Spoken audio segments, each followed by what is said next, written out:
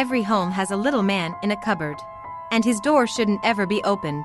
I've lived in this house for 10 years, but I only discovered a miniature man, who was no larger than a thumbtack pin, a couple of weeks ago. You said that every home has this little man, but I've never seen him, you scoff. I should hope not, but that doesn't mean he isn't there. Most people are simply fortuitous enough to never happen upon him. The little man is hard to find, and you should be thankful for that. He loves all manner of lightless hovels, and nobody can say which one he might choose. Kitchen cupboards, bathroom cupboards, and even cupboard cupboards. Cupboard cupboards? Let's start at the beginning of my story. It was a wintry Wednesday evening. Anna, my girlfriend, was staying the night.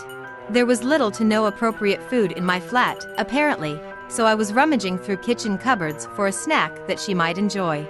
"What goodies have you got at the back of there, Kieran?" Anna asked. "Mold and dead vermin, probably," I laughed. "I'll have a look." In the farthest corner of the cupboard, I was unsurprised to find a sealed box of Pop-Tarts that had expired in 2014. I smirked and started waving the packaging in front of Anna's horrified face. She squinted at the expiry date and grimaced. 9 years old? Really? Bachelor pads are the worst. "I'm sure they'll still be fine," I jokingly insisted. "Like a fine wine, they're better with age. Staleness gives them some crunch." I'm more horrified by the clutter in that cupboard, to be honest. "I suppose expired treats are a good sign that you're not gorging on snacks, but we need to tidy up your kitchen," Anna said. "That sounds like a riveting activity for a Wednesday evening, but I think I'll pass," I replied, placing the expired Pop-Tarts on the kitchen counter. That was when I saw it. The cupboard at the back of the cupboard. The kitchen light reflected off a pea-sized, polished brass handle on a bottle cap-sized door. I can only imagine the concealed compartment had always lurked at the back of my cupboard, but I was absolutely certain that I'd never seen it before. When I moved into the house and filled my kitchen with food, I surely would have noticed a cupboard within a cupboard. "What in the name of bloody borrowers is this mess?" I asked, ushering Anna to come and see. She ducked down and shone her phone torch onto the tiny, circular door. Anna snorted. "It's either that or the home of a very, very, very small hobbit." "How long have you been working on that prank, eh?" "I didn't put it there," I replied. With a childlike sense of wonder, I delicately placed the nails of my thumb and forefinger on either side of the brass handle. It was incredibly difficult to latch onto the whimsically tiny thing. Without any thought or care, I swung the door open. I'm not entirely sure what I expected to find, but it certainly wasn't another cupboard. Yet, the tiny storage space wasn't what intrigued me. There was a small man inside. Now, to be accurate, Anna and I didn't really know that it was a man at first. Not a real man, anyway. He was a dollhouse figurine, but he was a quarter the size of a typical figurine. The little man was seemingly made of painted resin and sported a black suit with a wooden cane. Unsettlingly, he was facing the back of his tiny cupboard. Why the heck did the previous owners leave a creepy little doll in a creepy little cupboard? Anna asked, shuddering. "Ah, we don't know that he's creepy," I chuckled. "He's not even said hello to us yet."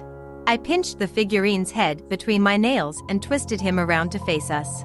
He had the face of a conservative 1950s man. Slicked back brown hair. Clean-shaven. Disturbing smile. The little man seemed intent on delivering a sweet and endearing expression, but he simply looked crooked. "I don't like that false grin," Anna said, squinting at his tiny face. "And his eyes are just featureless pinpricks," I teased. "Spooky. Thanks for that." "Well, you've settled it. No horror movie tonight. We're watching Great British Bake Off reruns," Anna said. "Suits me," I said, following Anna to the living room. Nothing scarier than Paul Hollywood. Halfway through the first episode, I leapt from the sofa and returned to the kitchen for a glass of water. Whilst my glass was filling up, I realized I hadn't shut the door to the snack cupboard. And, when the glint of the oddly shiny brass handle caught my eye, I realized I also hadn't shut the tiny man's cupboard door. I bent down to shut both doors, but I immediately found myself eyeballing the little man with the purple bow tie. He was, once again, facing away from me. After twisting him to face us, I didn't return him to his original position. Well, I didn't remember doing that. Still, I shrugged my shoulders and assumed I must have done it without thinking. Suddenly aware of the overflowing glass of water that I'd left in the sink, I hopped to my feet to turn off the tap. Taking my glass back to the lounge, I realized that my sieve brain, once again, had forgotten to remind me to close both cupboards. So, I crouched down to try again. I dropped my glass to the floor, and it smashed to pieces. Anna came running into the room to make sure I was all right. I wasn't. I was staring at the little man in the cupboard. His motionless body was still facing the back of his miniature cupboard. However, he had rotated his head to face me and, frighteningly, placed his hands over his eyes. All that could be seen of his see-no-evil face was the smile that I, much the same as Anna, did not like. "Is that the same figurine?" Anna asked, peering into the cupboard that had petrified me. "Yeah," I vacantly replied. "How many of these little men have you got lying around?" she asked. "This really doesn't set the mood on a date night, you know." Terrified and confused, I shut both the small and normal-sized cupboard doors. I told Anna I was suddenly coming down with a migraine and wanted to sleep. In reality, I lay in bed for hours, failing to comprehend what I had seen in the cupboard. Anna couldn't have teased me by replacing the figurine. She hadn't even left the sofa. The little man had moved of his own accord. On Thursday morning, I woke to the sound of a door slamming. When I rolled over, there was an empty space beside me in bed. Anna had already left to go to work. Still too afraid to leave my bedroom after the unexplainable horrors of the night before, I closed my eyes to catch a few more ticks of sleep. The second time I woke, there was a tickling sensation on my right cheek. Still half asleep, I hadn't even mustered the energy to open my eyes before something utterly horrifying happened. My right eyelids were forcefully prized apart. There, standing like a titan, less than a millimeter in front of my right eyeball, was the little man from the cupboard. He was no longer a statue. He was lifting my upper eyelid like a heavy shop shutter and standing on my bottom eyelid for support. I screamed soundlessly, too frightened to make any sudden movement. The insect man unsheathed a needle-sized blade from his cane. Unlike him, it wasn't made of resin. I realized that as soon as he plunged the narrow tool into my eye, I screeched until I felt my vocal cords might snap. Reflexively, I squeezed my right eyelids together, but the little man resisted. Using his free hand and both of his legs to keep my eyelids apart, the living figurine persistently pierced my eyeball. Despite the microscopic size of the blade, it was sufficient to inflict brutal bursts of pain. But I was more terrified by my distorting and blackening vision. He was blinding me. Thwacking my eyeball aggressively, I eventually knocked the little man, along with his needle, onto my duvet. With not a moment to waste, I threw the covers off me and bounced onto my feet. Clutching my bleeding right eye, I scooped up my phone and sprinted out of the bedroom. Stumbling down the main hallway, I managed to flee my apartment. When I flicked through my phone to ring Anna, however, I saw that I already had numerous missed calls from her. On top of that, she had sent a wall of messages on WhatsApp. "Anna, I stopped by my place to get some things before work, and guess what I found in my bathroom cupboard? A dollhouse door. Anna, very funny, Kieran. I'm not even mad. I'm actually impressed that you managed to orchestrate all of this. Bravo. Another cute little doll, too. Anna, whoa. How many of them did you put in this cupboard? There's a different one looking at me now. Anna, this isn't funny. How are you doing this? It moved. Anna, what?" The messages ended on that incomplete note. Looking at the timestamps of the many missed calls, I saw that they started a few minutes after the messages ended. Anna had rung me for a period of 10 minutes until 9 in the morning, and I left the apartment at 9:05. Heart beating in my chest, I feared what that might mean. I slid into the driver's seat of my car and scorched rubber in my frantic race to Anna's place. It was only a 5-minute drive, and I didn't waste any time when I showed up. I left the car running and broke down Anna's flimsy, wafer-thin door with 3 well-meaning kicks. Calling her name throughout the apartment, I was haunted by the stillness of her home. Not a movement. Not a sound. I bounded up the stairs 2 at a time. There was the faint sound of bumping and scratching within the bathroom. Almost imperceptible. Shaking at the sight of the open door, I held my breath and stepped inside. No sign of Anna. I timidly peered around the side of her shower curtain. She wasn't in there. And that was when I heard another bump. It came from the white bathroom cabinet beneath Anna's sink. Of course. The one place I didn't want to inspect. After seeing her messages, perhaps I had avoided it on purpose. I knelt on the bathroom tiles and fearfully stretched my unwilling hands towards the two door handles. In a rapid motion, like removing a band-aid, I opened the two doors. Unfathomable horror. I caterwauled at the gruesome sight within the cupboard. Tears streaming down my face and inhuman noises spilling from my mouth, I rocked on my knees and felt myself slowly succumbing to insanity at the maddening sight before me. Anna was, by the laws of some unearthly physics, crumpled into the tiny bathroom cabinet. It was an inexplicably insidious contortionist act. Anna's limbs were mangled so unthinkably out of shape that her bones had been splintered and snapped like twigs. The most horrendous part of the memory is that she wasn't yet dead. She was twitching ever so slightly, painfully gasping for air. Her face was even more horrific. Anna's eyes had been sliced repeatedly. They were little more than two bloody mounds of mush. She had been violently blinded. If I had not managed to fend off the little man, I imagine I would have met the same fate. I placed a hand on Anna's cheek, hoping that she knew I was there with her as she took her final breath. Minutes later, responding to a noise complaint, the police arrived. As incriminating as the scene looked, I was spared the pain of prison. My brother is a lawyer, and it's a small town. Everyone knows everyone. Plus, witness accounts mentioned sounds of a struggle emanating from Anna's apartment about 10 or 20 minutes before they saw me arrive in my car.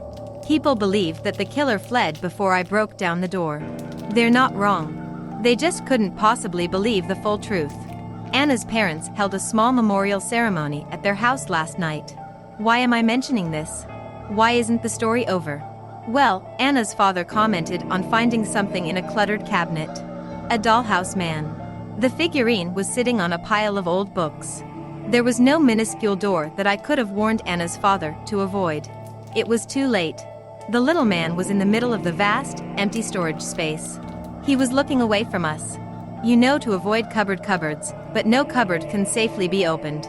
The little man can visit anyone, anywhere, at any time. He hides in every home. I saw something eat my sister, now no one will believe me.